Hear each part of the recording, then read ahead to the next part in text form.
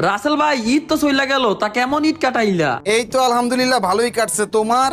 হ্যাঁ ভাই, আলহামদুলিল্লাহ ভালোই। তা রাসেল ভাই, তুমি ঈদে সালামি পাইছো কত? এই তো 3500 টাকা সালামি পাইছি। তা এলজি বিশাল, তুমি ঈদে সালামি পাইছো কত? ভাই পাইছি আর কি 6500 টাকা। তা এলজি উইজার, তুমি ঈদে সালামি পাইছো কত? ভাই আমি ঈদে কোনো সালামি পাই নাই।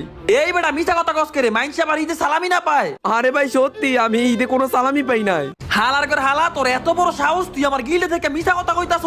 তুই আমার সামনে সালামির কথা কস না, তুই আমার অবিশ্বাস করস, তোর আমার গিলে থাউন লাগতো না। তুই সালামির কথা কইলে কি হইবো? আমি কি তোর সালামি টেল হয়ে যাবো গা? আরে ভাই ওরে কিক মাইরেন না, ও আমাদের গিল্ডের সব থেকে ভালো প্লেয়ার। ভালো কালারের গোষ্ঠী গিলাই তুই আমার অবিশ্বাস করে, তারে আমার গিলে রাখবো না। ওরে এখনই আমি গিলের থেকে কিক মারতাছি, এই যে কিক মাইরা দিলাম 12 বেটা গিলের থেকে। আরে ভাই মিছা কথা টিসা কথা কিছুই না, ও সালামি পাইবো কেমনে? ও তো হিন্দু।